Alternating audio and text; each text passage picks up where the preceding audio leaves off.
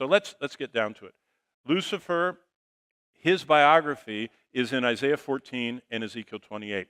These four horsemen are representative of his real alien invaders. Demons are the real alien invaders of Revelation chapter 9. And John introduces us to the dreadful realm of fallen spirits and where they live, the abyss. And it's awful. It's enough to keep you awake at night if you didn't know that you had the protection of the Spirit of God. So number one, God's super angels are the most powerful creatures in the universe. That's why when we see them in chapter 9, this star falling from heaven, this is one of God's super angels, they're amazing. But God has a maximum security cosmic being real alien prison. They're not in Area 51. Don't worry about it. Like Independence Day movie was about, that they had these things that were like demons there. No. These things are in God's prison. No one gets out of it until he lets them. And Satan is most likely the star God allows to open the pit. And this abyss is mentioned 7 times. Look there. 9:1, 9:2, 9:11, 11:7, 17:18, and 21 and 23. The 7 times, this abousos is the Greek word. And this abyss is the prison for the worst demonic creatures. Jesus talked about it in Luke 8:31. Remember when the angel or the demon said, "Don't send us to the abyss. We don't want to go there." You can't get out. They like to roam. 2 Peter 2 talks about them, verse 4. Jude talks about them. These are angels that are so lethal, so vile, so malignant, that if they're let out, they would destroy everything. And so God keeps them incarcerated. So the whole topic, this is angelology in systematic theology. Systematic theology has many different divisions. These are the most powerful creatures in the universe. Stronger than the Eternals, stronger than the Avengers, stronger than, all those are false. These are real. And these are the ones God talks about. Where did they come from? Well, the doctrine of the creation of angels, and, I'm slipping a little bit forward to help you understand, to chapter 12, explains how Satan took a third of the heavenly host. So here's what happened. God created all angels. 2/3 remain with God and serve him. 1/3 rebelled. Some of them were so bad they're in prison, the abousos, the abyss that we see in chapter 9. Most of them are not. So let's talk about the most that are not. Most that are not are angels. They're 1/3 of the angels. They're demons now. But let's talk about all angels. Each of the angels we read about in God's Word has power. Each of them has power, exceeds anything that we can understand as a human, as possible by the laws of the physical world. So every angel is off the chart. That's why the Lord said, and that's why Paul said, don't worship angels. People are given to worshiping angels. In fact, there's even all these people that like to keep their little angels around, and they buy them, at precious moments and all that. Don't get into that. All of that, especially the cultic part and the gaming part, is very dangerous. But why? Because God is absolutely all-powerfully greater than everything. So when you go into angelology, it's easy to get kind of fearful. But God says, don't be fearful. But he said, I want you to know the real aliens that swirl around us. And God explains them. And by the way, if they can make humans think that they're aliens from some other civilization that are bringing new technology, they've accomplished their feat. Their only goal angels have is, fallen angels, demons, is to distract people from the truth. And if they can distract them with drugs, they do it. If they can do it with immorality, they do it. The bigger thing they do is false religion. They do it. And now, with the endless distractions of electronica, the demons are very active there, getting people away from the truth. And if they can get a Christian to be more interested in science fiction or in entertainment or anything else than God, then they've accomplished their purpose to distract us. Angels are supernatural and super powerful creatures. As far as we know, angelic creatures are indestructible. You ever think about that? They can't be killed. You can't destroy them. Now, Frank Peretti wrote, all of his books, and the angels would blow up and stuff, but as far as we know, they can't be killed or destroyed. They can be imprisoned. They travel the universe effortlessly. They don't need spaceships. They seemingly never rest or sleep.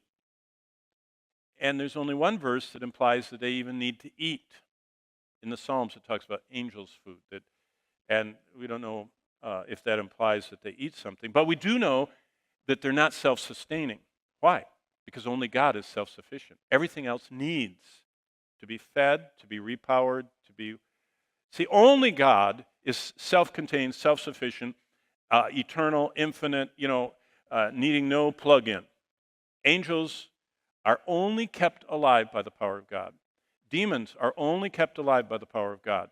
We are, remember, life's breath we talked about last hour, God holds our life's breath. He's the one that keeps us alive. In him we live and move and have our being, Acts 17 says. But what are the angels? Well, we know of at least 5 orders of the good angel. The angels I'm calling good, the bad ones I'm calling demons. Both are angels, they're good and bad angels. Lucifer was the guardian. He was the number 1 top. Highest. How do we know he's so powerful? Because Michael, the head of the armies of the Lord, when Michael came near Satan at the burial of the body of Moses, you know what Jude tells us? I'm sure you know what Jude tells us. I'll read it to you. It says, now even Michael, the archangel, verse 9 of Jude 1, who contended with the devil when he disputed about the body of Moses, dared not bring against him a reviling accusation, but said, the Lord rebuke you. The highest good angel doesn't tangle with Satan. He backs up and says, the Lord take care of you. That's the highest of all the good angels. Satan is the most powerful, most brilliant, the most greatest creature God ever made. And he fell. Someone asked me about, one of the perennial questions is, where did evil come from? Remember, I was a youth pastor, so I'm not going to get into the philosophical, what the great minds have pondered. But let me show you something. God alone is self-sufficient. Everyone else needs help to continue. Here's the greatest creature God ever made. Satan is a purple pen, or Lucifer was. Now notice why the pen is standing up. I'm holding it. Everything in the universe needs holding. Watch what happens when I stop holding. Whoop. I tried to hold it up, but you can't. And what evil is when God takes his finger off. Nothing can keep up. It all goes downhill. The scriptures put it this way, who are kept by the power of God through faith unto salvation. Those who never choose to let God hold them up just get further and further fallen from him. How did Satan fall? God temporarily took away the holding, and boom, he fell. That's what you read about. And if we were doing Isaiah 14, when I teach Isaiah, we go all through that in Ezekiel 28. But Lucifer was the guardian. He's called the covering cherub. Actually, I think of him as like any of you that are photographers, those big parabolic reflectors that you boof the light in and it diffuses it so you get a good picture, for the portrait mode or whatever. Satan was like his wings, because, he's was called the anointed covering cherub. He kind of was like a big reflector hood over the throne of God, reflecting the glory of God back on God. And he was up there with all that glory. And it says in Isaiah and Ezekiel, he thought in his heart, this is really nice. And one of the greatest proofs of inspiration is he doesn't say in Isaiah or Ezekiel, I'm going to be greater than God, because he knows he's a created thing. No one in their right mind knows they could be greater than God. What did he say? I will become like him. He started absorbing that glory. And that's the essence of pride. When we want to be like God, not in surrender to him, but kind of like, well, look at the spelling. Lucifer. Now spell pride. Pride. Then look at sin. I. You know what's the center of everything? I. And that's what happened with Lucifer, and he fell, but he still was number one. The cherubim are next. Lucifer was the highest cherubim, so we know what he looks like. I already told you that, 4 faces and covered with eyes. Then we have the archangels, like Michael and Gabriel. There are 2 that are mentioned. Then we have the seraphim. That's actually just a Hebrew word that means the burning ones. They're constantly burning. And they almost, in Isaiah, look interchangeable with the cherubim. Then we have all the normal angels, and there are lots of them. But on the bad side, there are at least 7 orders of bad. There are probably 7 of the good ones. They just, God is not telling us everything. He's only telling us what we need to know. There's the angel of light. That's the worst one. That's Satan. Then we're going to meet in just a moment. The number 1 general of Satan is called the destroyer. His name is Abaddon or Apollyon. That's why I tell young people, the gamers, I say, I wouldn't play a game that has the name of the very worst of all the demons out there, that's down in a pit somewhere that God lets out from time to time, because I wouldn't want to attract his attention. Of course, I wouldn't play anything. God says don't have anything to do with demons, so I wouldn't anyway, but I would especially avoid Abaddon, Apollyon, destroyer games. Then there are the horrible monsters of the destroyer that come out that we just saw. Then there are the doomed angels that not only are in the abyss, they have chains on them. Peter talks about them.